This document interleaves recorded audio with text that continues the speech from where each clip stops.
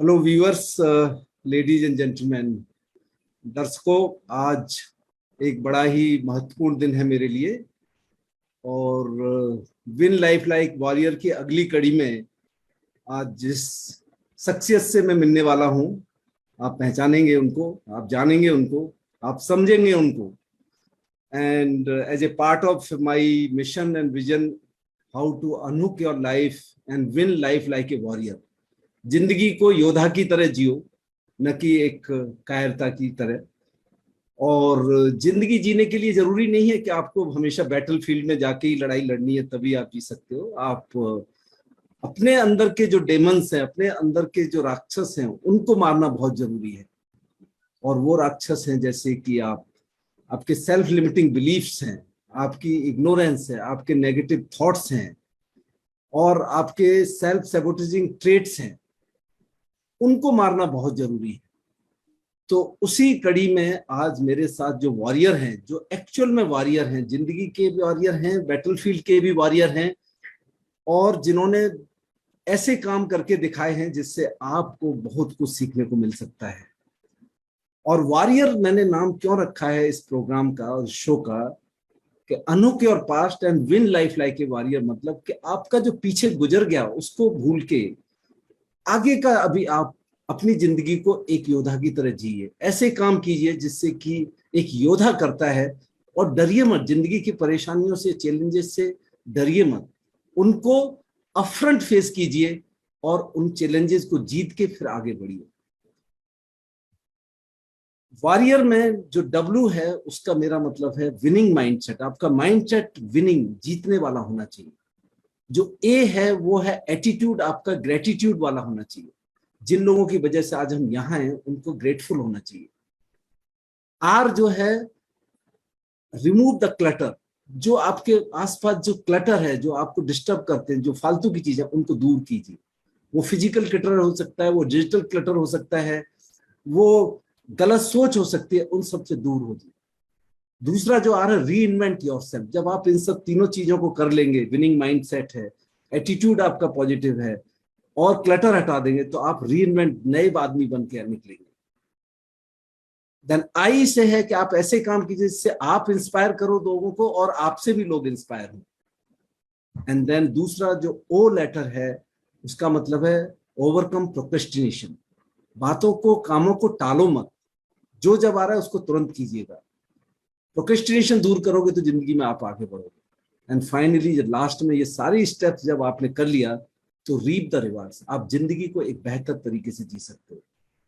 So ladies and gentleman, इस कड़ी में आज मैं जिस शख्सियत को लेके आया हूं, जो बताया मैंने कि एक वो वार में भी वॉरियर हैं, जिंदगी में भी वॉरियर हैं, और आज वो जितने लोगों को, करोड़ों लोगों को वो प्रेरित कर रहे हैं, वो हैं ऑनरी कैप्टन योगेंद्र सिंह यादव, परमवीर चक्र। हाँ सर, हाँ सर, हाँ sir. And Yogendra ji, welcome to the show. And मुझे बहुत खुशी है कि आज मेरे आप शो पे हैं। Thank you sir, thank you so much. Thank you so much Yogendra ji. And हम बात को आगे बढ़ाते हुए दर्शकों में दो बातें इनके बारे में बताना चाहूंगा। पहली बात तो ये है कि ये वो योद्धा हैं जो कारगिल की लड़ाई में, टाइगर हिल यदि आप लोगों ने सुना हो, उसके अहम किरदार हैं। इनकी वजह से आज वो हमारे साथ टाइगर हिल है और हम उस वार को जीत पाए। उसमें एक कड़ी थे, ये बहुत बड़ी कड़ी थे। दूसरे, ये परमवीर चक्र विजेता एक वो हैं जो सबसे यंग एज में, 19 इयर्स की एज में इनको परमवीर चक्र मिला। और तीसरी चीज, ये तो इनके कारनामे थे कारगिल युद्ध में।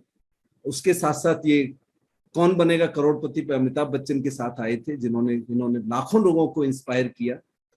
और अभी भी आजकल ये जितने लोगों को, जितने स्टूडेंट कॉलेजेस जहां भी जाते हैं वहां लोगों को इंस्पायर कर रहे हैं। ये वो शख्सियत हैं जो आज मेरे साथ बैठे हुए हैं। मेरा बहुत बड़ा भाग्य है कि आज मैं इनके साथ बात कर रहा हूं और आपके सामने मैं इनको लेके आया हूं, जो ये बताएंगे कि जिंदगी कैसे चलानी चाहिए और कैसे चलती है।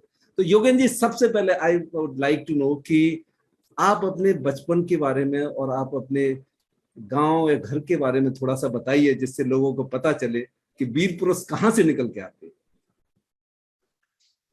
बिल्कुल जो है हमें अपने आप में वैसे तो गर्व होना चाहिए कि हम हिंदुस्तान की इस मिट्टी से पैदा हुए हैं, और ये हिंदुस्तान की धरती वीरों की, वीरांगनाओं की, ऋषियों की, मुनियों की, ये जप की और तप की मिट्टी है। मेरा भी जन्म इसी मिट्टी में हुआ है। औरंगाबाद ही जिला बुलंदशहर उत्तर प्रदेश के किसान और जवान का बेटा हूँ। पिता ने 65 और 71 के युद्ध लड़े थे एज ए सिपाही, तो उनके युद्धों की दास्तानों को सुन सुन करके बड़े होते रहे और खेती बाड़ी में काम करते रहे। गांव के प्राइमरी स्कूल से पढ़ करके फिर सरकारी स्कूल में हाई स्कूल तक पढ़े, उसके बाद फौज में भर्ती हुई। मैं आपको ये बताना चाहता हूँ कि हर व्यक्ति की अपनी एक जिंदगी होती है, और उस जिंदगी को हम किस तरह से जीते हैं वो हमारे ऊपर निर्भर करता है कि हम हमारी सक्सेस भी और हमारी असफलता भी उसी में निहित होती है। मुझे ये लगता है कि हम जो भी कर्म करते हैं, जो भी कर्म की क्रियाएं करते हैं, उस कर्म की क्रियाओं में अगर हम पूर्ण रूप से निहित हो जाते हैं, समर्पित हो जाते हैं, उस कर्म में अपने आप को डुबो लेते हैं, तो हमारी जो आत्मिक शक्ति है, आध्यात्मिक शक्ति है, शारीरिक शक्ति है, सब उसमें लग जाती है और वो आपको सक्सेस की तरफ आगे ले जाती है। तभी, क्योंकि सक्सेस के बिना कोई प्रसिद्ध नहीं है। जिसको सफलता मिल जाती है बोलते हैं बहुत कामयाब व्यक्ति है, और जिसको सफलता नहीं मिलती है बोला ये बड़ा निकम्मा आदमी है। लेकिन मेहनत सभी करते हैं, दौड़ते सभी हैं, लेकिन कोई रनिंग में पास हो जाता है, कोई नहीं होता। बस सिर्फ तरीके का फर्क होता है। बिल्कुल सही बात। क्योंकि हमने किस तरह से किस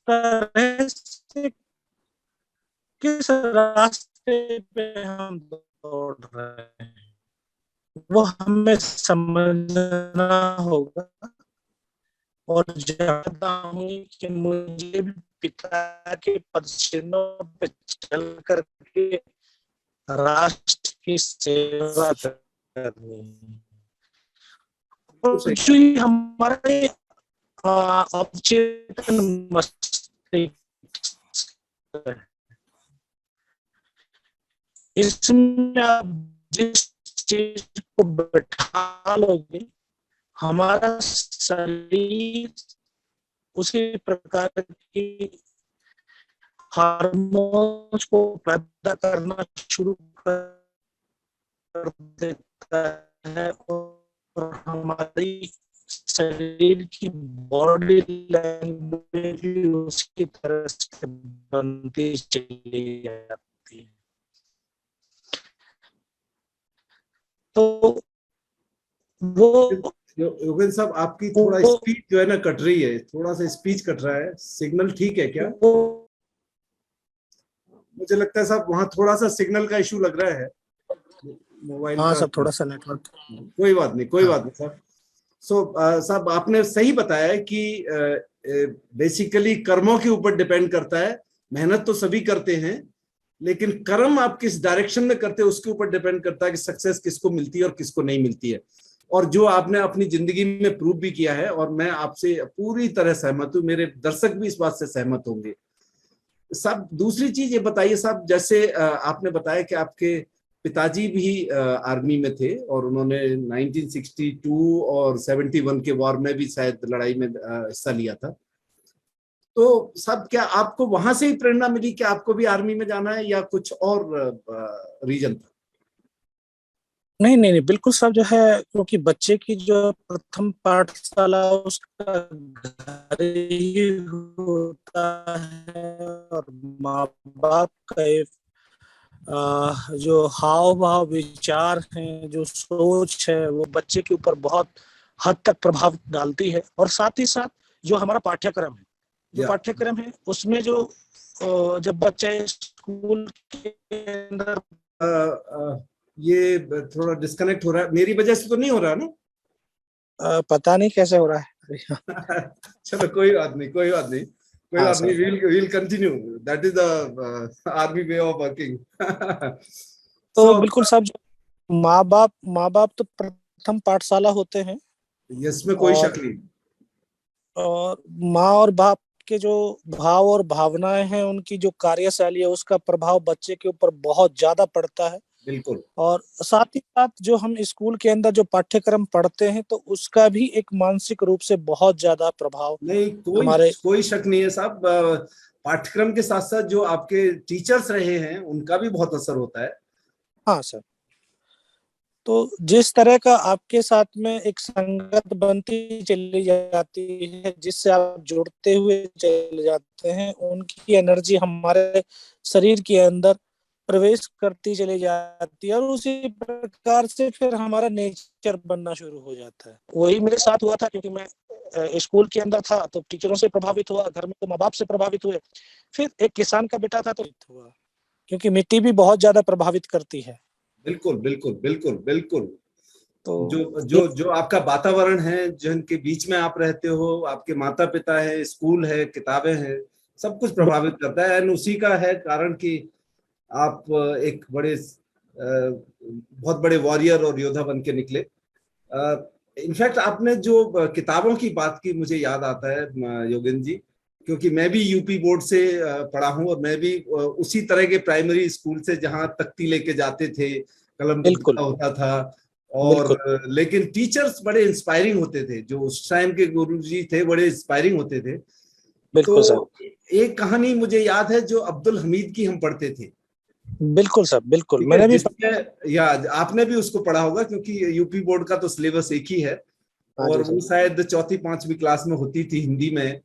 और हाँ उसकी बड़ी दो इंस्पायरिंग चीजें थी। एक तो वो था कि जब वो किसी मेले में जाता है तो वो अपनी बूढ़ी माँ के लिए चिमटा खरीद के ले आता है, दादी के लिए, बजाय उसको कुछ खाने के लिए। 2 रुपए मिलते हैं या 1 रुपया मिलता है, उसमें से वो सिर्फ चिमटा लेके आता है। तो वो उसके एक अंडरस्टैंडिंग अपने माँ बाप के लिए, बुजुर्गों के लिए, वो वाली चीज। और दूसरा, बाद में जाके जब वो जवान बनता है तो वो पाकिस्तान के टैंकों को ध्वस्त करके, और वो उसको पीवीसी मिलता है। वो भी कहीं ना कहीं आपकी जिंदगी में मुझे लगता है जरूर कुछ हिस्सा बना होगा। बिल्कुल सर, बिल्कुल बिल्कुल। देखिए, क्योंकि जैसे मैं आप बताया कि किताबें बहुत बड़ी प्रभाव डालती हैं। अब उसका, जैसे अब्दुल हमीद की कहानी पढ़ी, तो जो आपने अभी बताया कि वो पैसे दिए थे माँ ने मेले में खाने पीने के लिए, करेक्ट। कि जाओ, जैसे अभी हमें हमें भी हमारे माँ बाप ने दिए होंगे, आप लोग के जो है माँ बाप आपको देते हैं, जब मेले में आप जाते हैं तो आप सिर्फ स्वार्थ देखना लगते हैं। बिल्कुल बिल्कुल आपके चारों तरफ जो भी हैं, शायद वो स्वार्थी ही होंगे, और आप पूरे पैसे उड़ा करके घर चले आते हैं। बिल्कुल लेकिन सही। आप अगर अपने खुद के ऊपर खर्च करने की बजाय, अगर जो है अपने माँ बाप या कोई आपका साथी दोस्त है, जिसको उस चीज की रिक्वायरमेंट है, जिसकी वजह से वो आगे नहीं बढ़ पा रहा, उसके हाथ जल रहे हैं, अगर आपने उस हाथ को जलते हुए को बचा दिया, उस व्यक्ति की आपने जो है रिक्वायरमेंट को पूरा कर दिया, तो मैं समझता हूँ कि मेले में जाने का जो आपकी खुशी है, उससे कहीं दुगनी खुशी आपको वहां पर मिलेगी। तो बिल्कुल सही। बिल्कुल सही। वही वही वही चीजें हमने पढ़ी, चंद्रशेखर आजाद की कहानी पढ़ी, उसमें सरदार भगत सिंह की कहानी पढ़ी, तो वो एक जो कहानियां थी, वो एक मन और मस्तिष्क के ऊपर एक अलग सी छाप छोड़ करके जाती थी। तो उसी का प्रभाव था कि मैं भी वहां से निकल करके यहाँ तक पहुंचा हूँ। बहुत सही बात बोली योगेंद्र जी आपने। और दर्शकों, कितनी बड़ी बात इन्होंने बताई कि अपने स्वार्थ की जगह यदि आप दूसरे की जरूरतों को ध्यान में रख के आगे बढ़ेंगे, तो जिंदगी में कोई ऐसी चीज नहीं है जो आपको सफल होने से रोक सके। आप दूसरों को वैल्यू दीजिए, यूनिवर्स आपको वैल्यू देगा और आपको सक्सेसफुल बनाएगा। वो योगेंद्र जी का कहना है, और वही इन्होंने आज तक फॉलो किया है और किया है। योगेंद्र जी, इस चीजों से प्रेरित होके आपने फाइनली डिसाइड किया कि आप आर्मी में जाएंगे, और आप फाइनली रिक्रूटमेंट में गए और अपना रिक्रूटमेंट के लिए चले गए। लेकिन आप ये थोड़ा बताइए कि कैसे आपके जहन में आया जब आप रिक्रूटमेंट के लिए कि मैं ग्रेनेडियर को ही चूज करूं या किसी और में जाऊं। इसके पीछे भी कोई वायका है कुछ, आपको यदि याद आता हो कुछ? नहीं सर, मैं ऐसा कोई वाकया नहीं है। आ, बस एक कहानी ग्रेनेडियर्स की पढ़ी थी, अब्दुल हमीद की। ओके। सीटे मच अब्दुल हमीद अखमो ग्रेनेडियर्स में है। और हाँ, यहाँ मेरठ बीआरओ में जब भर्ती निकली थी तो एज ए सिपाही भर्ती होने के लिए चले गए। हाँ, हाँ, लेकिन हाँ, आपको मैं दर्शकों को ये बताना चाहूंगा कि जो माँ होती है या गुरु होता है, वो आपके अंतःकरण शक्ति को, आपके उस भाव को पहचान लेती है।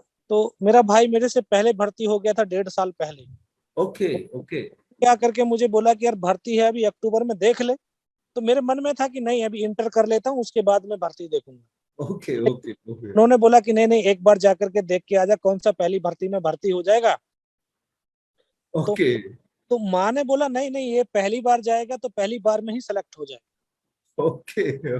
और और मैं चला गया, तो जाकर के जो है मैं पहली बार में सेलेक्ट हुआ।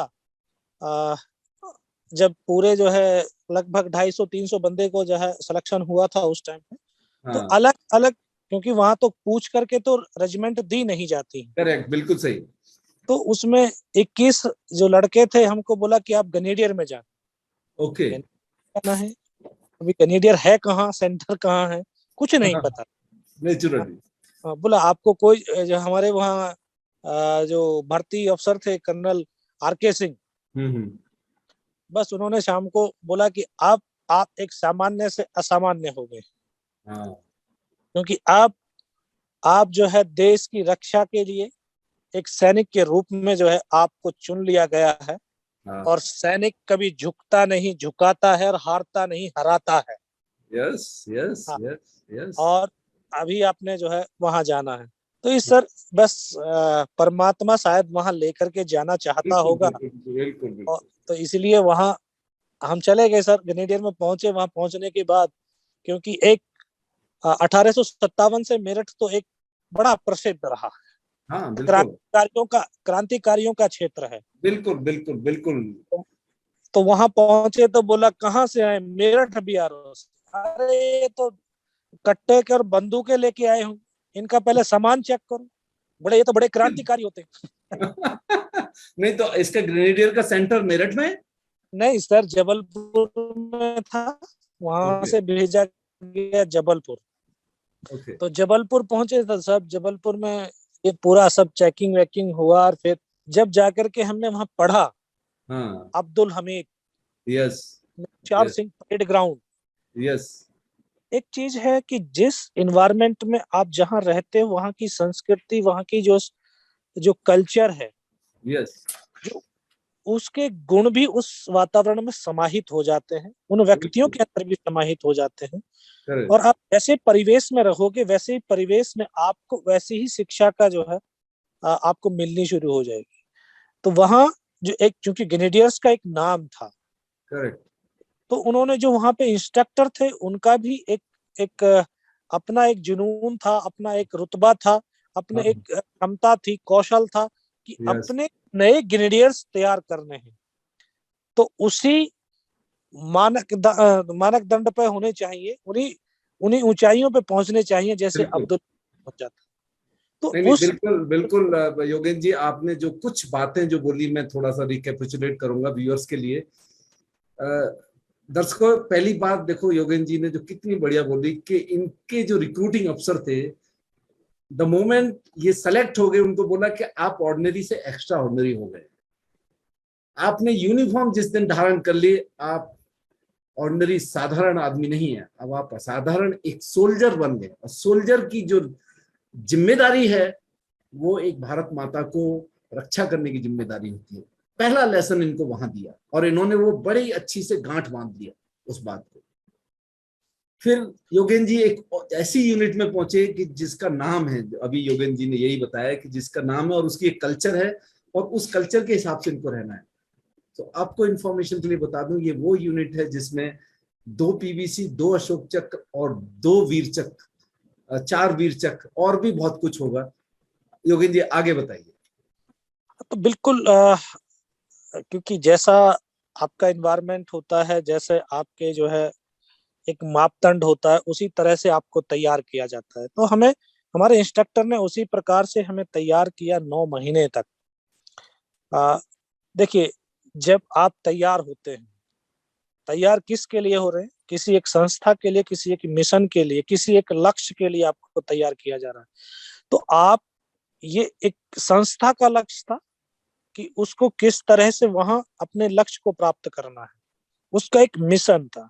लेकिन हम आज आज स्कूल के अंदर भी, कॉलेज के अंदर भी आप लोग जो पढ़ रहे हैं, जो, तो आपको भी एक तैयार किया जा रहा है। कई बार आप देखते होंगे कि बहुत सारी कठिनाइयां आती हैं, कुछ समझ में नहीं आता है, और फिर आप जो है उससे विचलित होने लग जाते हैं। फिर सोचते हैं कि नहीं यार, मैथमेटिक्स तो बहुत खराब है, फिजिक्स बहुत खराब है, ये सब्जेक्ट बहुत खराब है, समझ में नहीं आता, और आप वहां से विड्रॉल होने की कोशिश करने लगते हैं। और यही आपकी हार का कारण बनता है।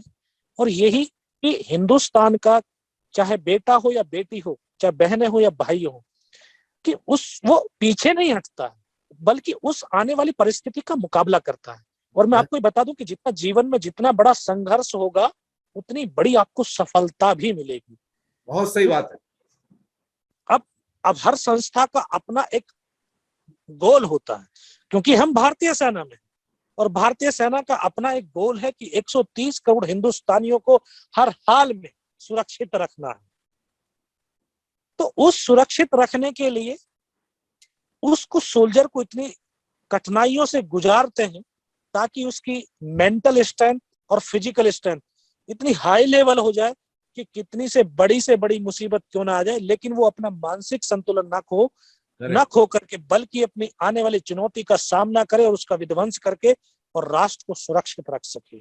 बहुत बहुत बहुत बड़ी बात बोली योगेंद्र जी आपने, कि जो ट्रेनिंग है वो आदमी को इस तरीके से तैयार करती है कि दुनिया की कोई भी परिस्थिति आ जाए, मेंटल टफनेस तैयार करती है कि उस परिस्थिति के अंदर वो अपना इमोशनल बैलेंस न खोए और वो उसको पार करके। और यही दर्शकों योगेंद्र जी ने बताने की कोशिश की है कि जो फेलियर होते हैं जिंदगी में, उन फेलियर से विड्रॉल नहीं करना है।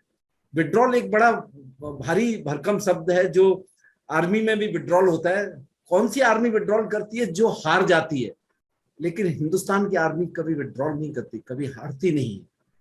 वो बात ये जीवन के लिए भी बता रहे हैं कि आप फेल मत होइए, फेल होने के बाद आगे बढ़िए, क्योंकि fail is a stepping stone for bigger success. वो भी बात योगेंद्र जी ने बोली कि जितना बड़ा आप दिक्कतें सहेंगे, जितना बड़ा फेलियर होगा, उतनी बड़ी सक्सेस भी मिलेगी। योगेंद्र जी, यहां मैं एक चीज और बताऊंगा कि लोग जनरली अपने घरों में रहते हैं, पड़ोस में रहते हैं, गांव में रहते हैं, सब शांति चाहते हैं, देशों के बीच में भी शांति चाहते हैं। लेकिन हमारा पड़ोसी एक ऐसा था जिसने कभी भी इनिशिएटिव लेके उसने अशांति भंग करने की कोशिश की। लेकिन हिंदुस्तान की सेना हर चुनौती के लिए तैयार रहती है और उसने हमेशा जो है ना मुंह तोड़ जवाब दिया है, उस शांति को भंग नहीं करने दिया, क्योंकि शांति एक डेवलपमेंट की नींव है। यदि शांति होगी तो डेवलपमेंट होगा। हिंदुस्तान की आर्मी और हिंदुस्तान की जनता हमेशा इसको प्रोएक्टिव तरीके से, उस तरीके से लिया है और उस तरीके से जवाब दिया है। जिसने भी आंख उठा के देखा है, उसके बारे में क्या कहना चाहेंगे? हमारी जो सोच है हमारे हिंदुस्तानियों को, और हमारे जो आर्मी का जो विजन और मिशन है, उसके बारे में आप क्या कहना चाहेंगे? बिल्कुल सर, देखिए, हम हिंदुस्तानी हैं और हम ऋषियों और मुनियों की धरती पर रह रहे हैं। हम उन दिव्य आत्माओं की धरती पे हैं जिन्होंने जो है शांति का उपदेश दिया है। लेकिन को स्थापित करने कल्प युद्ध होता है, तो हमने वो युद्ध भी लड़े हैं, क्योंकि जहाँ शांति है वहाँ उन्नति है, वहाँ विकास है। और जब एक मानवता को जिंदा रखने के लिए, मानवता के कल्याण के लिए, मानवता के उत्थान के लिए युद्ध भी कई बार बहुत जरूरी होते हैं। और वो युद्ध में वो व्यक्ति जीतता है, वो सेना जीतती है जो अपनी मिट्टी से, अपने साथियों से, अपने देशवासियों से मोहब्बत करती है, एक आत्मिक प्रेम करती है। क्योंकि प्रेम के अंदर वो शक्ति है जिसमें वो पूर्ण रूप से अपने आप को समाहित कर देता है।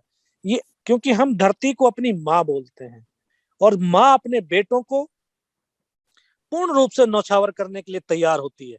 तो बेटों का भी वो दायित्व है, उनका वो कर्तव्य बनता है कि अपनी माँ के लिए, अपनी माँ के आंचल को गंदा करने वालों के लिए उनका सर्वनाश कर दे और माँ के सर को हमेशा ऊपर की तरफ उठा के रखे, तब तो हमारा बेटा कहने का अधिकार है। बिल्कुल और बिल्कुल। हम बार बार हम जो है लोगों से मैं यही कहता हूं कि देखिए, आप जीवन जी रहे हैं और जीवन जीते जीते आपने अपनेपन की भावना जरूर रखी है। अपनापन किससे? किसी वस्तु से हो सकता है, किसी इंसान से हो सकता है, किसी काम से हो सकता है, किसी मिट्टी से हो सकता है, किसी स्थान से हो सकता है। क्योंकि जब तक आपके अंदर अपनापन नहीं होगा, तब तक आपके अंदर स्पिरिट नहीं जगेगी। बिल्कुल और जो वो स्पिरिट है, तभी तो वो खून के अंदर उबाल आता है। तभी तो हम एक स्पिरिट के तहत, एक फौजी दूसरे फौजी के लिए, एक सैनिक दूसरे सैनिक के लिए अपने आप को कुर्बान कर देता है। बिल्कुल बिल्कुल नहीं बिल्कुल तो नहीं तो संबंध और रिश्तों में तो हम परिवार में भी रहते हैं। क्या बिल्कुल किसी ऐसा परिवार देखा है कि कोई भाई को, भाई अगर वहां पे लड़ाई चल रही है तो भाई एक भाई को हटा करके खुद गोली खा लेता है? नहीं खाता है, बिल्कुल बल्कि वो बिल्कुल अपनी जान बचाने की चेष्टा करता है। बिल्कुल लेकिन फौज के अंदर वो वातावरण है, वो स्पिरिट है, वो लगाव है कि एक सैनिक अगर सामने से गोली आ रही है तो उस सैनिक को हटा करके उस गोली को अपने सीने पर लाने खाने की क्षमता रखता है। तो आप अपने अंदर एक अपनेपन की भावना रखिए और वो अपनापन ही आपको स्पिरिट पैदा करेगा और वही आपके अंदर एक बेहतर इन्वायरमेंट को भी पैदा करेगा। बहुत बहुत बहुत सही बोला योगेंद्र जी, बहुत सही बोला कि आपके अंदर अपनापन अपने देश के लिए, अपनापन अपने कलीग के लिए, अपने साथी के लिए होता है, तभी आप मरने मरने के लिए तैयार होते हैं, दूसरे को बचाने के लिए आप अपनी जान देने को तैयार होते हैं। और यही एक स्पिरिट दी कोर है जो आर्मी में है, जिसकी वजह से आर्मी में इस तरीके से आप जाके एक वर्ड ऑफ कमांड पे आप अपने को न्यौछावर करने के लिए तैयार रहते हैं। बहुत बहुत बहुत ही बड़ी बात आपने बताई योगेंद्र जी। योगेन जी, आपने जब ट्रेनिंग खत्म हुआ उसके बाद में आपकी पोस्टिंग आई और आपने शायद इंडक्शन ट्रेनिंग के लिए गए आप, और इंडक्शन ट्रेनिंग के बाद में आपको उस जगह भेजा गया जहां की बहुत ही दुर्गम परिस्थितियां होती हैं, जैसे द्रास का सेक्टर है, बटालिक का सेक्टर है, जहां बाकी किसी चीजों से आदमियों की कैजुअलिटी कम होती है, बल्कि मौसम की वजह से कैजुअलिटी सबसे ज्यादा होती है। उन परिस्थितियों में भी हमारी जो आर्मी है जिस तरीके से वहां रहती है और देश की बाउंड्री की जो एलओसी की सुरक्षा करती है, उसके बारे में, जो मौसम की जो कठिनाइयां हैं उसके बारे में कुछ आप बताएंगे? जब हम वहां रसद पहुंचाना होता है या कुछ करना होता है, तो आप थोड़ा सा बताइए कि जब आप वहां पहुंचे तो किस सिचुएशन में थे? बिल्कुल। जब हमें द्रास सेक्टर में भेजा गया, और मैं अपने साथियों को और देशवासियों को बताना चाहता हूँ, भाई बहनों को बताना चाहता हूँ कि आपने जो है अभी इंटरनेट के माध्यम से पढ़ा भी होगा, क्योंकि द्रास सेक्टर हाईएस्ट कोल्डेस्ट जो प्लेस है, -60 डिग्री टेम्परेचर तक वहां पर पहुंचा हुआ है। बिल्कुल लेकिन सही। आज से 22-23 साल पहले भी वहां पे सर्दियों में जब ये कारगिल का युद्ध शुरू हुआ था तो -20 डिग्री टेम्परेचर था। लेकिन एक चीज होती है कि जब आपका, क्योंकि हर चीज किससे होती है? मन से होती है। क्योंकि आप देखते हैं कि जब आपके चोट लग जाती है तो आपका मन बोलता है कि चोट लगी है, दर्द हो जाता है। लेकिन कई बार आप अपने उस काम में खो जाते हैं तो आपको वो दर्द की पीड़ा ही नहीं होती है। तो जो सैनिक है, वो सैनिक को मिले हुए कार्य में वो इतना खो जाता है, अपने आप को डुबो देता है कि उसको ना तो इन्वायरमेंट की, ना तो दुश्मन की कोई परवाह ही नहीं रहती है, बल्कि अपने आप को उसमें इतना डुबो कर रखता है। तभी तो वहां हिंदुस्तान के सैनिकों ने -20 डिग्री टेम्परेचर में 17,000-18,000 फुट की ऊंचाइयों पर, जहां पर दुश्मन बैठा हुआ है, करेक्ट। नीचे से जाकर के लड़ना भी है और उनको मारना भी है। यस यस तो यस। ये कहां से आए? ये हम, क्योंकि हमारा पूरा ध्यान पूरी लक्ष्य पर था, लक्ष्य के ऊपर हमने ध्यान लगा लिया और ध्यान लगा लिया तो शरीर के अंदर की जो पीड़ाएं थी वो अपने आप स्वतः खत्म होती चली गई। क्या बात है। और मैं आपको ये बताना चाहता हूँ कि जब आप दूसरों के बारे में सोचने लगेंगे तो आप अपनी पीड़ा को भूल जाएंगे, आपकी पीड़ा अपना आप ही कम हो जाएगी। और जिस दिन तुम अपने बारे में सोचने लगोगे तो आपके पास पीड़ाओं का अंबार लग जाएगा और फिर आप कभी आगे भी नहीं बढ़ पाओगे। बिल्कुल सही बोला, बहुत बहुत बड़ी बात कही है आपने। तो मुझे मालूम है कि यस सर तोलोलिंग टॉप के ऊपर हमने 22 दिन तक युद्ध लड़ा, 22 दिन। यस यस सबसे पहले हमें तोलोलिंग टॉप को कैप्चर करने का जो निर्देश दिया गया था, आदेश दिया गया था।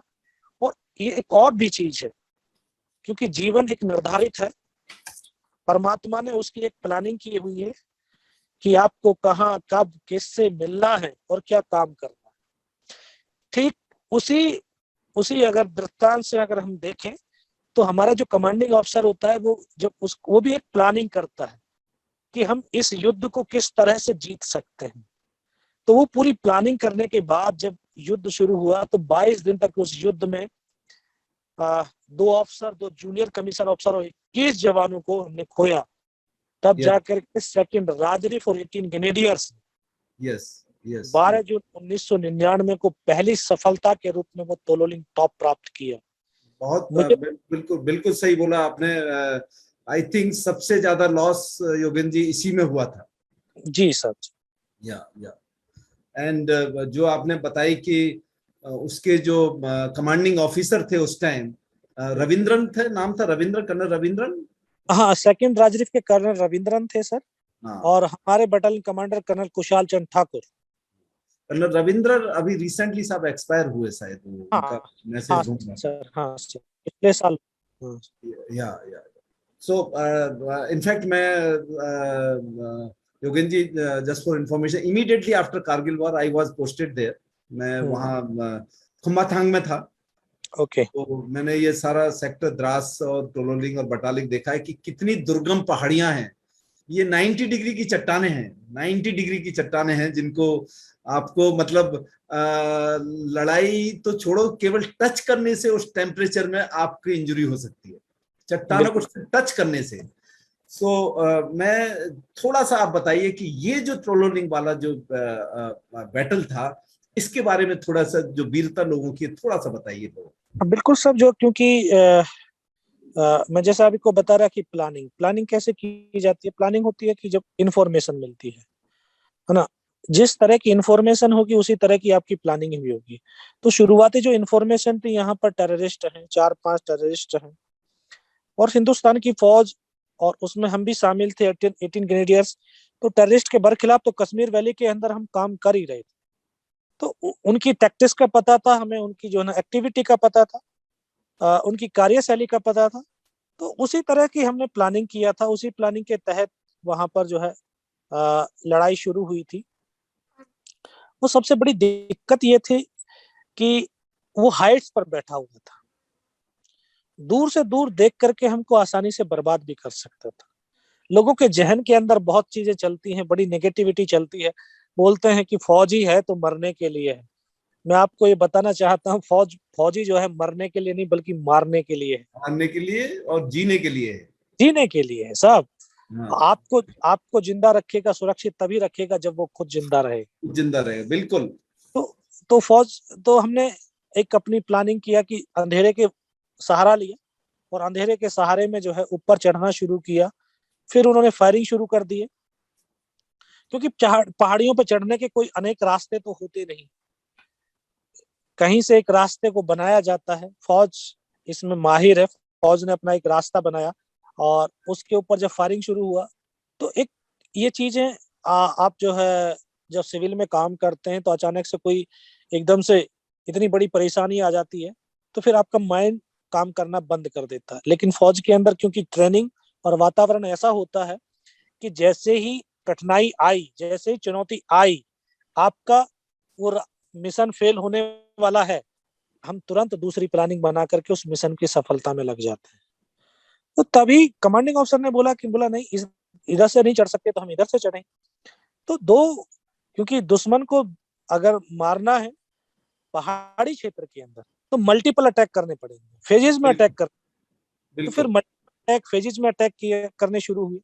तो पहले नायक सूबेदार लालचंद साहब की टीम गई, वो शहीद हो गई। सूबेदार रणधीर साहब की टीम गई, वो शहीद हो गई।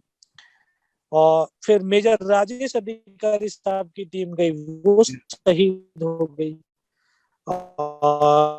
आप लोगों को मालूम भी होगा कि 28 मई को भारतीय वायु सेना का एक हेलीकॉप्टर 21 को उन्होंने गिरा दिया, तब जाकर के रेगुलर आर्मी। और 28 मई के बाद ही ऑपरेशन विजय लॉन्च किया। भारतीय वायु सेना ने ऑपरेशन सफेद पत्थर और भारतीय थल सेना ने ऑपरेशन तलवार। अच्छा, ये हेलीकॉप्टर गिरने के बाद ऑपरेशन शुरू हुए थे?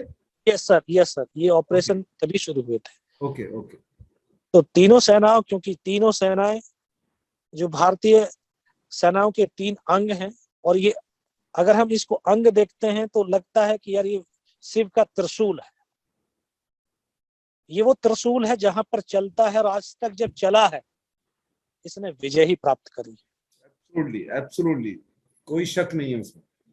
और मैं आपको एक और चीज बताना चाहता हूँ, क्योंकि हम विशिष्ट क्यों हो जाते हैं, लोग बोलते हैं कि बोला यार फौजी है, हाँ अलग क्यों? क्योंकि हमारे ऊपर जिम्मेदारी है।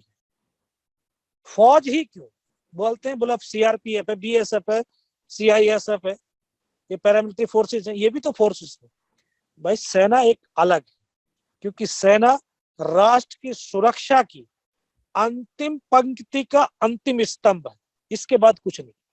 करेक्ट, बिल्कुल। तो हमारी जिम्मेवारी और ज्यादा बढ़ जाती है। बिल्कुल। तो हम उसी तरह से तैयार होकर के अभी सर, जब ये तीनों ऑपरेशन शुरू हुए, आखिरकार फिर क्योंकि आर्टिलरी डिप्लॉयड होने के आदेश नहीं थे, बाद में फिर सेकंड राजरिफ को जब वहां पे इंडक्ट किया गया तो उन्होंने, उनके जो कमांडिंग ऑफिसर थे कर्नल रविंद्रन, उन्होंने जो है हाई लेवल मीटिंग की, विचार विमर्श हुआ, फिर आर्टिलरी डिप्लॉयड होने के आदेश हुए। और 2 जून को हमारे जो second in command lieutenant colonel R Vishwanathan, उन्होंने भी अटैक किया और वो भी जो है उस शहीद हो गए, में शहीद हुए। अच्छा, वो 18 ग्रेनेडियर के थे वो? सर 18 ग्रेनेडियर के थे और कारगिल युद्ध के दौरान सबसे सीनियर मोस्ट ऑफिसर थे जो शहीद हुए थे। तो फिर सेकंड सर इसी पीरियड में था कि जब आप जो है आपने सारा लॉजिस्टिक्स संभाला था पीछे जो लोगों को हेल्प करने के लिए? बिल्कुल सर, बिल्कुल। क्योंकि देखिए, आपको कोई भी काम दिया जा सकता है। बिल्कुल। और कई बार हमें क्या होता, अंदर से हीन भावना होती है, यार ये मेरी योग्यता के अनुसार नहीं है, मेरी ये काबिलियत के अनुसार ये काम नहीं है, तो फिर हम उसमें मन लगा करके काम नहीं करते। और व्यक्ति की पहचान किसी औहदे या रैंक से नहीं बल्कि कर्म से ही है। बिल्कुल। ठीक है, आप जो भी आपको काम मिला है उसको आप पूर्ण निष्ठा के साथ में, वफादारी के साथ में, ईमानदारी के साथ में कीजिए, उसको जियो। काम को करो मत, काम में जियो। जब आप काम को जीने लगेंगे तो वो काम आपको बहुत ऊपर तक लेकर के जाएगा।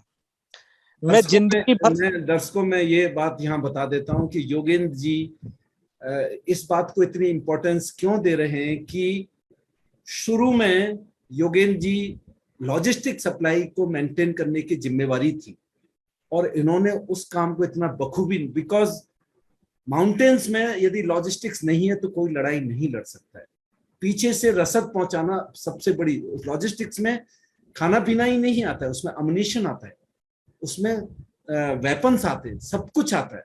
और उसकी जिम्मेवारी टोलोलिंग वाली जो लड़ाई थी उसमें इनकी थी और इन्होंने वो काम इतने बखूबी किया। वही बात ये दोहराना चाह रहे हैं कि आप उस काम को जियो, करने के लिए मत करो, and then success is ultimate, the universe will take care. देखिए उस टोलोलिंग टॉप के ऊपर, हेलो, यस बोलिए सर, उस टोलोलिंग टॉप के ऊपर 22 दिन हम 15 जवानों की टीम थी जिसका काम था फॉरवर्ड में जवान जो उनको रसा पहुंचा। तो 15 में से हम 3 जवान ऐसे थे जो 22 दिन तक बिना खाए, उसी काम की बदौलत एक पहचान बनी कि ये तीनों जवान फिजिकली और मेंटली बहुत स्ट्रांग है। तो एक हाथ में आप उसको लगाव के साथ में जीते हैं, करते हैं, तो वो काम आपको अगली सीढ़ी। मेरी कोई अलग से पहचान नहीं थी, मेरी कोई अलग से पहचान नहीं थी, ना कोई विशेष और ना कोई विशेष योग्यता थी जिसके तहत फौज में भर्ती हुआ, बल्कि काम सैनिक प्रोसेस के द्वारा भर्ती हुआ था।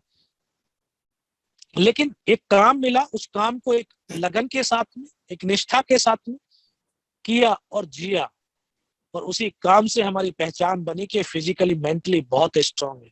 तभी तो हमें घातक प्लेटून के अंदर फिर शामिल करने का मौका मिला। क्या बात है। तो फिर क्योंकि अब ये तोलोलिंग टॉप फतेह कर लिया गया था, उसके बाद एक फिर दूसरा टास्क हमें मिला टाइगर हिल। यस, टाइगर हिल जबकि दूसरे ब्रिगेड का हिस्सा थी। ओके। लेकिन जो बटालियन कमांडर की जो है एक, क्योंकि उच्च कोटि की लीडरशिप चाहिए लड़ाई के दौरान। बिल्कुल। और जब आप एक उच्च कोटि की लीडरशिप दिखाते हैं, जब आप अपने सबऑर्डिनेट के अंदर वो विश्वास और भरोसा पैदा करते हैं, वो निष्ठा जगाते हैं, तभी तो एक यूनिट बनती है, तभी तो एक टीम बनती है, तभी तो एक लक्ष्य को प्राप्त किया जा सकता है। तो सर, क्योंकि लीडर का बहुत बड़ा रोल होता है लड़ाई के अंदर, और लड़ाई के अंदर ही कहूं कि नहीं तो आपके शांति काल के अंदर भी लीडर का, और जहां आप काम कर रहे हैं वहां पर भी लीडर का एक बहुत बड़ा रोल होता है कि आप अपने सबऑर्डिनेट की उसकी कमजोरी को पहचानते हो, आप उसकी सामर्थ्य को जानते हो। बिल्कुल। तभी तो आप समय पड़ने पर आप अपने सबऑर्डिनेट को उसकी काबिलियत के अनुसार डिप्लॉयड कर सकते हैं, लगा सकते हैं। और जब आप उसकी सामर्थ्य के अनुसार अपने सबऑर्डिनेट को लगाते हैं तो वो उस सामर्थ्य दिखती है और वो लक्ष्य प्राप्त होता है जो आप प्राप्त करना चाहते हैं। बिल्कुल सही बोला। तो ये योगेन जी, व्यूअर्स, योगेन जी ने क्या बताया कि जब आपके अपने टीम की वीकनेस और स्ट्रांग पॉइंट को आप जानते हैं, आप सामर्थ्य और उनकी जो कमजोरियां उनको जानते हैं, तो आप उस तरीके से अपने ट्रूप्स को एम्प्लॉय कर सकते हैं। और ये अपनी लीडरशिप के बारे में योगेन जी यही बता रहे हैं। इसके बाद की आप सुनिएगा, आपके रोंगटे खड़े हो जाएंगे। या योगेन जी। हाँ बिल्कुल सर, देखिए आप जैसे अब जो नौजवान हैं जो कहीं जॉब कर रहे हैं, किसी संस्था में काम कर रहे हैं, तो हर जगह एक लीडर होता है और हर जगह अपनी अपनी लीडरशिप की बदौलत जो है वो अपना लक्ष्य को प्राप्त करता है। हेलो। यस यस, बोलिए बोलिए। हेलो।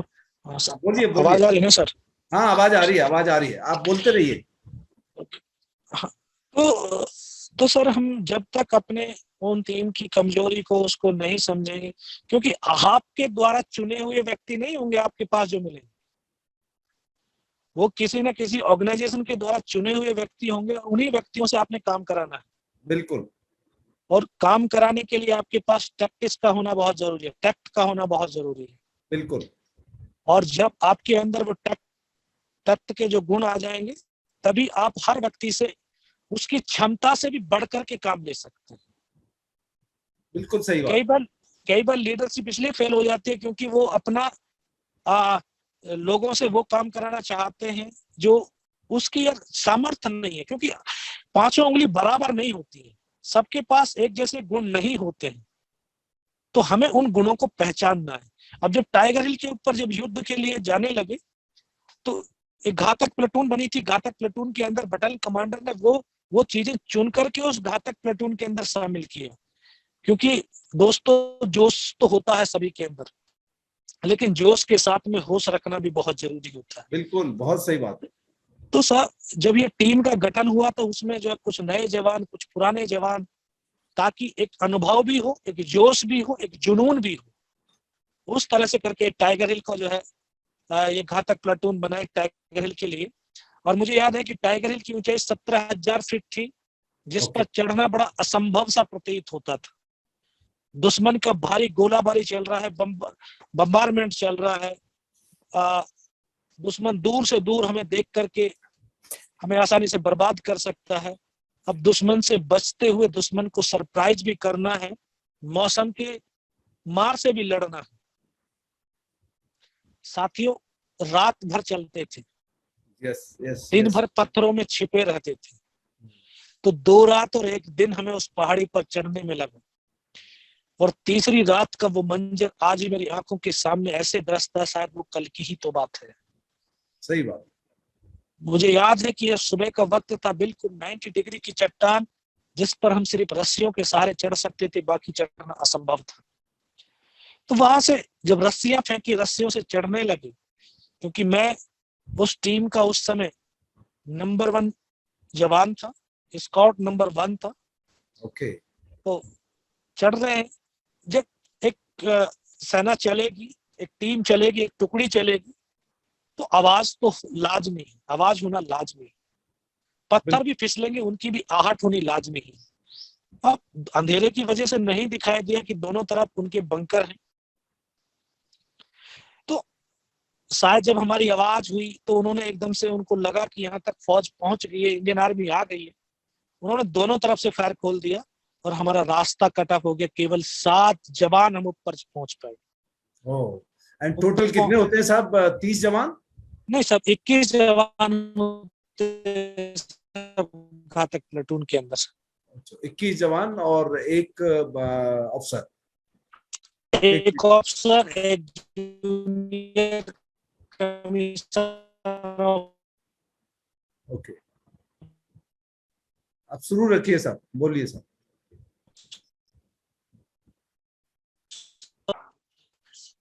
हेलो। हाँ साहब, जारी रखिए साहब, वो बीच में नेटवर्क से इशू हो रहा है मुझे लगता है। हाँ सर। तो दुश्मन ने देखा कि साहब मैं रिक्वेस्ट करूंगा, जहां आपने वो बताया था ना प्लाटून के बारे में, वहां से शुरू कीजिए, क्योंकि उसके बाद में आवाज नहीं सुनाई थी।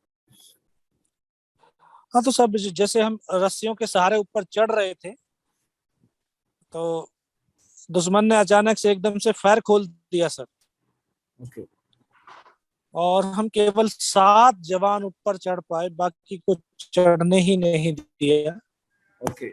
ऊपर चढ़े तो साहब 7-8 मीटर का प्लेन स्पेस था, सामने दुश्मन के 2 बंकर। हम 7 जवानों ने जाकर के आधाधुंध फायरिंग किया, और उसमें 4-5 पाकिस्तान के सैनिक थे, उनको मौत के घाट उतार दी। अब सर जब फायर हुआ तो वहां से जो टाइगर हिल टॉप था 50 आ गई। इतना जबरदस्त हमारे ऊपर बम्बारमेंट हुआ कि हम ऐसी कंडीशन में थे कि एक कदम आगे रखते हैं तब भी हेड शूट है, और एक कदम पीछे रखते हैं तब भी हेड शूट है। सब मरना निश्चित हो गया था। लेकिन ये सत्य है साहब, जो इस धरती पर आया है वो तो जाना ही। बिल्कुल बिल्कुल। तो उसका ये मरना तो है, लेकिन मरने से पहले जितने ज्यादा से ज्यादा पाकिस्तानियों को मार सकते हैं मारे। मरना तो कुछ करके मरना चाहिए, कुछ मर करके, कुछ कर करके ही मरना चाहिए। बिल्कुल बिल्कुल। और मैं ये देखता हूँ साहब, हमारा जन्मोत्सव तो हमारे हाथ में नहीं होता, हमारे माँ बाप के हाथ में होता है, लेकिन मृत्यु का उत्सव हमारे हाथ में होता है कि हम कैसे कर्म करके जो है उस परमात्मा के पास जाते हैं। तो चाहे शायद हमारे जन्मोत्सव में हमारे पास इतने लोग नहीं आए होंगे, लेकिन हमारे उस मृत्यु के उस उत्सव में जो है दुनिया वहां पर खड़ी हो, उसको, उस जीवात्मा को सलाम करे, तो साथ इससे अच्छी और जिंदगी का फल हो ही नहीं सकता। क्या बात है, क्या बात। तो एक सैनिक वीर होते हैं साहब, वो कभी मरते नहीं है बल्कि अमर हो जाते हैं, और जिंदे होते हैं तो इस धरती का सुख भोगते होते हैं। कर्मों की प्रधानता से जो है ना वीरता का पता चलता है। लड़ाई लड़ी साहब। और यहाँ हमारा जो प्लेटून हवलदार था, हवलदार मदन, जिस धीरे धीरे जब अम्नेशन भी समाप्त होना, क्योंकि कोई सप्लाई नहीं थी, रसद नहीं थी पहुंच रही थी, जो भी हमारे पास था वो धीरे धीरे समाप्त होने लगा। लेकिन ये हम कई बार देखते हैं कि जीवन में जब संसाधन कम होने लगते हैं तो फिर घबराहट हो जाती है, फिर हमारा काम करने का जो है जो क्षमता है वो कम हो जाती है। लेकिन एक सैनिक ही ऐसा है कि चाहे उसके पास साधन हो चाहे ना हो, लेकिन वो अपने धैर्य को बना करके रखता है, क्योंकि साधन बस एक सोच होनी चाहिए। अरे हथियार अम्नेशन हमारे पास से तो दुश्मन के पास में भी है, हमारा खत्म हो जाएगा तो दुश्मन के पास तो है, लेकिन हम किस तरह से सोच के साथ उस अम्नेशन को अपना अम्नेशन बना ले, उन्हीं के हथियार को अपना बना ले। तो ये प्लानिंग तभी हो सकती है जब हमारे अंदर धैर्य हो, हमारा मानसिक संतुलन हो, मेंटल स्ट्रेंथ बहुत ऊंची हो। बिल्कुल बिल्कुल, मेंटल स्ट्रेंथ बहुत ऊंची हो। Yes sir. तो सब हमने सोचा कि यार अभी हथियार अम्नेशन खत्म होने लगा है, तो फिर हम क्या करेंगे। तो फिर हमने सोचा कि साहब हम फायर बंद करते हैं ताकि दुश्मन को एक चकमा दें, दुश्मन पत्थर से बाहर निकल करके आए, फिर हम फायर करें और उनका जब वो मार जाए तो उनका हथियार अम्नेशन अपना खुद इस्तेमाल करें। तो हमने ऐसा ही किया। जब उनकी आर्टिलरी, उनकी मोटर्स ने बम्बारमेंट किया तो उसी बम्बारमेंट में हमने फायर बंद कर दिया। और काफी देर तक जब हमने फायर नहीं खोला तो उनके 10-12 पाकिस्तान के जवान पत्थरों से निकल करके जब हमारे बिल्कुल नजदीक आए, से साहब 1-2 बचा होगा, सबको मार दिया। और फिर उन्हीं के हथियार, उन्हीं का अम्नेशन लेकर के फिर हम फायर करने लगे। क्या करके अपने कमांडर्स को बता दिया कि हिंदुस्तान के वहां पर 8 या 10 ही जवान। तो विद इन 30 मिनट पाकिस्तान के 30 से 35 जवानों ने दोबारा से काउंटर अटैक किया। और इतना जबरदस्त हमला किया कि जितने भी उनके पास हैवी वेपन थे, तमाम वेपन्स का सब इस्तेमाल किया, नहीं उठाने दिया। फिर उन्होंने ऊपर से पत्थर फेंकने शुरू कर दिए। तो हमने फायर बंद रखा क्योंकि हमें पता था कि हमला होने वाला है, पता चलते ही दूर से दूर हमें आसानी से बर्बाद कर सकते हैं। इसलिए साहब धैर्य को बड़ी करने का इंतजार करने लगे। और वो पल भी आया सर, वो पल भी आया जब वो बिल्कुल नजदीक आए। और वो पल दोस्तों मैंने जिया है, मैंने देखा है कि आपने तो मूवियों के अंदर देखा होगा, किसी की गर्दन कट जाती है तो धड़ चलता है। मेरे साथियों की गर्दन भी कटी, लेकिन उनके हाथ में जो राइफल थे वो भी दुश्मन की तरफ थी। ये हिंदुस्तान के सैनिक के अंदर ही हो सकता है।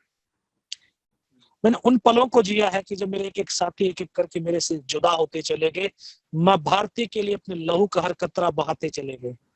मुझे याद है कि मैं जख्मी अवस्था में था, अपने साथी के सामने बैठा हुआ था। मैं उनको बोला साहब मुझे फर्स्ट एड कर दो। यहाँ पे गोली लगी उसको फर्स्ट एड करते हुए, यहाँ से खून की फुहारें छूटती चली गई। मेरी बगल में बैठा मेरा साथी गनीले अनंतराम, उसके मुख से वो आखिरी शब्द थे क्या। क्योंकि मैंने उसको बोला कि यार सर को तो गोली लगी है, उसने भी सिर्फ क्या शब्द बोला, उसको सीने में से ब्रस्ट लगा, उसका पूरा सीना फट गया। वो भी मेरी गोद में आकर के लेट गया। और फिर वो पल भी आया कि जब एक साथ उन्होंने घेर करके हमारे ऊपर गोलियों की बौछारें करी और एक ही पल के अंदर सब कुछ खत्म हो गया।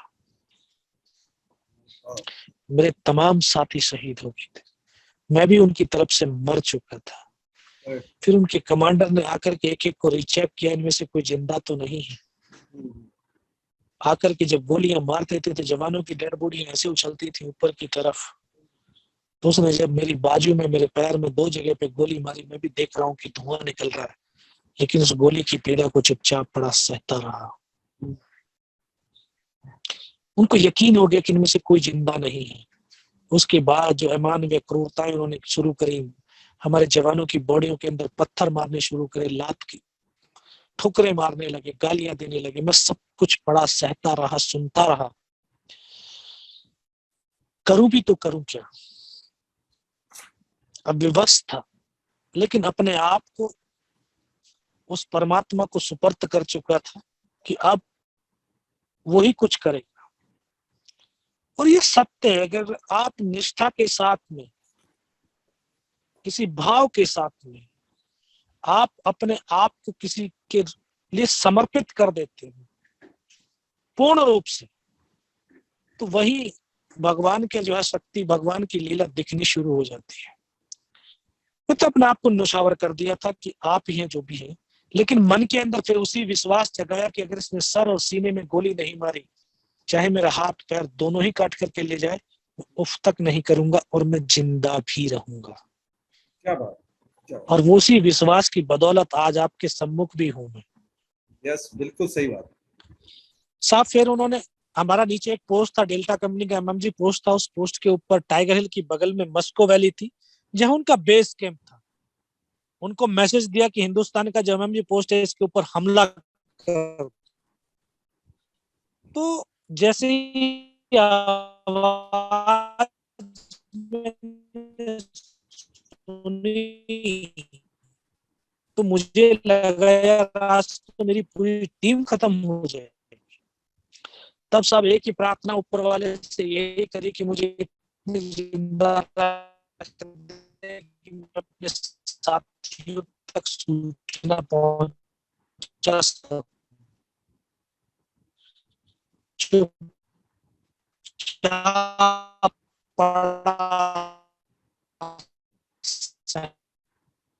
रहा। फिर उनके कमांडर ने बोला इनके हथियार उठा लो।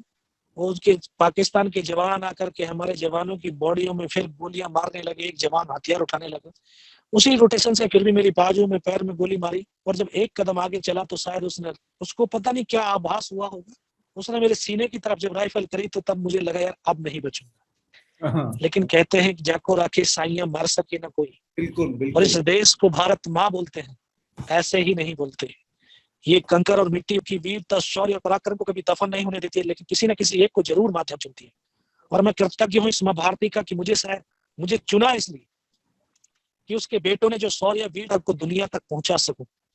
तो साहब जब उसने गोली चलाई तो यहाँ पे पर्स था, पर्स में 5-5 रुपए के कुछ सिक्के भी थे और परमात्मा ने शायद वो सिक्के इकट्ठे कर रखे होंगे। जब गोली के धक्के से मुझे खुद आभास हुआ कि मैं मर गया हूँ, लेकिन अगले ही पल पाकिस्तान का जवान मेरा राइफल उठा करके जब वापस मुड़ा तो शायद उसका पैर मेरे पैर से टकराया होगा, तो मुझे एकदम से चेतना आई और फिर अंतर मन से आवाज है कि योगेंद्र अभी तक नहीं मरा तो मरेगा भी नहीं।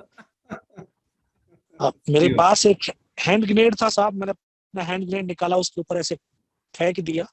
कहते हैं कि जब इंसान इतनी मुसीबतों में भी अपनी हिम्मत को नहीं हारता तभी तो खुदा भी मदद करता है। बिल्कुल बिल्कुल बिल्कुल। तो जब मैंने वो ग्रेनेड फेंका तो साहब जो उसके कोट के अंदर हुड लगे हुए थे, हुड के अंदर जा गिरा। और जब तक वो ग्रेनेड को निकाल पाता ग्रेनेड फट गया और यहाँ से पूरा सर उड़ा हमारे ऊपर आकर के गिरा। जो पाकिस्तान के जवान थे उनमें एकदम खलबली मची कि इनमें से कोई जिंदा है। कुछ बोले जिंदा नहीं, नीचे से फौज आ गई। बस वही एक मौका था मेरे पास। मैंने दोनों हाथों से राइफल को उठाने की कोशिश करी, लेकिन ये हाथ तो कंधे से हिला ही नहीं, क्योंकि इस हाथ की पूरी हड्डी निकल के बाहर थी। एक हाथ से राइफल उठाया, वहां से फायरिंग किया और 3-4 पाकिस्तानियों को मौत के घाट उतारा। फिर उसी हाथ से फायरिंग किया, तब उनको लगा कि हाँ नीचे से रिइंफोर्समेंट आ गई। फिर सब वहां से वो भाग खड़े हुए, क्योंकि पाकिस्तानी सैनिकों के अंदर इतना ही बस दम होता है। मैं रेंगता हुआ घिसटता हुआ उनके पीछे फायर करता हुआ वहां से उनको खदेड़ दिया साहब। 3-4 मीटर जाने के बाद देखता हूँ सामने उनके लंगर चल रहे हैं। उनका लिविंग टेंट लगे हुए हैं, उनकी वेपन का डिप्लॉयमेंट, वो सब कुछ वहां से देखने लगे। उस समय जहन के अंदर एक ही पागलपन था कि अपने साथियों को बचाना है। बिल्कुल। फिर साहब धीरे धीरे खिसटता हुआ रेंगता हुआ अपने उन साथियों के पास आया। मुझे लगा कि हो सकता है इनमें से कोई मेरी तरह जिंदा होगा। आकर के एक एक को देखने लगा। किसी का पूरा सर फटा हुआ बाहर था, किसी के पूरे फेफड़े निकले हुए बाहर थे। बहुत देर तक रोता रहा, फिर अपने आप को संभाला। दोस्तों 2.5 साल की सर्विस, फिर 19 साल की अवस्था थी। ना तो सर्विस का तजुर्बा था, ना उम्र का अनुभव था, बस एक जोश और जुनून ही था। बस साहब अपने आप को संभालते संभालते हाथ को ऐसे बांधने की कोशिश करी, क्योंकि हाथ की हड्डियां जब आपस में टकराने लगी तो ऐसा ही पीड़ा होने लगी। ये हाथ बंद ही नहीं पा रहा था, क्योंकि टूट करके बिल्कुल लटक चुका था। फिर मन में आया शायद ये टूट गया, इसको तोड़ करके फेंक देता हूँ। तोड़ने की कोशिश करी, टूटा नहीं। फिर इसको उठाया, पीछे कमर पे फेंका, बेल्ट में फंसाया। फिर सोचता रहा। तभी सब एक आवाज सुनाई दी। उस परमात्मा की शायद आवाज थी, माँ भारती की आवाज थी, जिसने बोला बेटा इस नाले से नीचे चला जा। क्योंकि चारों तरफ तो पहाड़ ही पहाड़, बर्फ ही बर्फ, ये भी पता नहीं कि हिंदुस्तान कहाँ है, पाकिस्तान किधर है। बस उस दिव्य शक्ति की आवाज पर सब में नीचे लुढ़क गया। लुढ़कते लुढ़कते जब बहुत नीचे पहुंचा तो एक हाथ से पत्थर पकड़ करके लटका हुआ था। तब मुझे लगा कि मैं पाकिस्तान की तरफ आया। तो नीचे देखा तो साहब नीचे मुझे मेरे साथी नजर आए, उनको आवाज दिया, ऊपर उठा करके लेकर गए। फिर उनको तमाम वो इन्फॉर्मेशन दिया कि सब इस तरह से हुआ। तो पीछे कमांडिंग ऑफिसर को सूचना दिया, तो कमांडिंग ऑफिसर ने बोला इस लड़के को जल्दी से जल्दी मेरे पास पहुंचाओ। तो फॉरवर्ड में जो जवान होते हैं उनके पास ऐसे कोई साधन और संसाधन नहीं होते जिस पर लिटा करके बैठा करके घायल व्यक्ति को जल्दी से जल्दी वहां तक पहुंचाया जा सके। तो जवान कंधे पे डाल करके पीछे की तरफ लाने लगे साहब।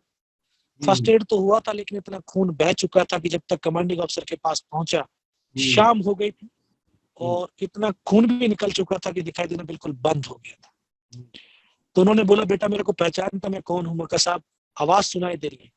बोला मैं तेरा commanding officer colonel Kushal Chand Thakur. मैं कहा जय हिंद साहब, बहुत तेज सर्दी लग रही है।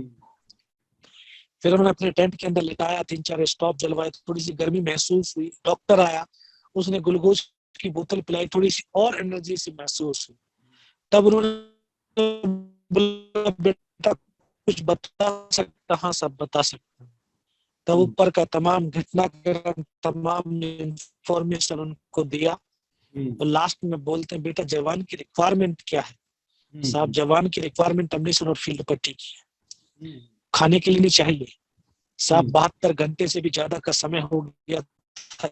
एक बड्डी पेयर हमने पार्ले जी वाला बिस्कुट का पैकेट था, आधा पैकेट खा पाए थे, आधा तो बैलेंस ही था। सब भूख ही नहीं लगती है। फिर डॉक्टर ने इंजेक्शन लगा दिया साहब। फिर मुझे पता नहीं मैं कहां पर, 3 दिन के बाद होश आया, देखा ऊपर पंखा चल रहा है। पता चला 92 बेस हॉस्पिटल श्रीनगर। और वहीं पर मुझे सूचना मिली कि उसी रात को दोबारा से हमला किया और बिना कुछ कैजुअलिटी के उस टाइगर हिल टॉप के ऊपर विजय पताका फहरा दिया। टाइगर हिल की जीत के बाद सब कारगिल युद्ध का यू टर्न हो गया था, जैसा हमें ज्ञात है। आज हम जानते हैं कि 26 जुलाई को कारगिल विजय दिवस के रूप में हम मनाते हैं। बहुत अच्छी बात साहब। क्या क्या सब कितनी इमोशनल उतार चढ़ाव की ये सब बातें हैं और कितना इंस्पायरिंग है साहब की, मतलब जितना भी इससे सीखा जाए, जितना भी इससे प्रेरणा ली जाए उतनी ही कम है। दर्शक आप ये समझिए कि एक जवान जो हमारे ऑनरी कैप्टन यादव साहब हैं, उनके हिम्मत और मेंटल टफनेस की वजह से जो टाइगर हिल थी वो हमारे कब्जे में आ सकी। और जो इन्होंने सूझबूझ दी इतने मुसीबतों के साथ में भी, उस सब के बावजूद हमको वो टाइगर हिल मिल सकी। साहब मुझे एक चीज बताइए, मैंने कहीं पढ़ा था कि आप इसमें आ गए थे श्रीनगर में और हॉस्पिटल में जब आपको पता लगा, तो पीवीसी जो अनाउंस हुआ वो आपको पोस्टमस पहले अनाउंस कर दिया था कि उन्होंने समझा कि आप तो रहे ही नहीं, कुछ ऐसा हुआ था? हाँ साहब, बस वहां से होश आने के बाद में बेहोश हॉस्पिटल दिल्ली कैंट आ गया था। हाँ। और वहीं पे मुझे तो हमने तो न्यूज में सुना था साहब। हाँ। तो पोस्टमास्ट था, लेकिन रात के 12 बजे जाकर के जब आर्मी हेडक्वार्टर का टेलीफोन आया, हाँ। तब पता चला कि जो है, क्योंकि तब भी ये पता नहीं चल पा रहा था कि क्या है क्या नहीं है। लेकिन सुबह जब चीफ ऑफ आर्मी स्टाफ 15 अगस्त को पहुंचे, हाँ। हाँ। तो तब उन्होंने बोला कि मगर साहब वो तो मरणोपरांत। बोला नहीं तू जीवित है, तेरा है। So this is one incident which very few people know कि ऐसा भी होता है कि उस टाइम यही नहीं पता लगता कि कौन जिंदा है और कौन बिल्कुल मार्टर हो चुका है। ये सब नहीं पता लगता है। और ये घटना योगेन जी के साथ भी हुई है, लेकिन शुक्र है कि आज वो हमारे साथ बहुत अच्छे तरीके से। उसके बाद जो जिंदगी आपकी बदली योगेन जी, थोड़ा उसके बारे में बताइए, क्योंकि जिसके बाद जो आपने एक मिशन संभाला कि किस तरीके से हिंदुस्तान की सेना को आप प्रेरित करें, हिंदुस्तान के यंग ऑफिसर्स को प्रेरित करें, हिंदुस्तान के जवान एंड जेसीओस को आपने जिस तरीके से प्रेरित किया और जिस तरीके से आपने ट्रेनिंग दी उनको, वो भी सब काबिल तारीफ है। जरा थोड़ा सा बताइए। हाँ बिल्कुल साहब, जो है मैं 16 महीने हॉस्पिटल में रहा। 16 महीने के बाद में फिर वापस अपनी भारतीय सेना और अपनी पलटन में आ गया। क्योंकि लोगों की एक, हर व्यक्ति से जो कोई एक सक्सेस हो जाता है उससे कुछ अपेक्षाएं होने लगती। आपकी जो सक्सेस का जो कहानी है, जो आपकी जो संघर्ष किया है, उसको आप किस तरह से लोगों तक पहुंचा सकते हैं, लोगों को प्रभावित कर सकते हैं, वो आपके ज्ञान के और आपके अनुभव के ऊपर आधारित होता है। तो शुरुआत में मुझे भी जब लोगों ने बुलाना शुरू किया, लोगों ने पूछना शुरू किया, तो मैं जैसे आज आप बोल रहा हूँ ऐसे नहीं बोल पाता था, ऐसे नहीं बता सकता था। बिल्कुल बिल्कुल। क्योंकि देखिए, जब आपके पास में ज्ञान होगा, क्यों ज्ञान होगा, तो ज्ञान में सब जरूरी है कि आपके पास शब्दों के भंडार होंगे। और जब आपके पास शब्दों के भंडार होंगे तो उसके बाद आकर के 12th किया, बीए किया, फिर आर्मी के 2 कोर्स किए, उसके बाद बीएड किया, और फिर एक जूनियर लीडर एकेडमी बरेली के अंदर, वहां पर जो है मैं 8 साल सर्विस की, 8 साल इंस्ट्रक्टर पोस्टिंग रहा। और इसी बीच भी दौरान में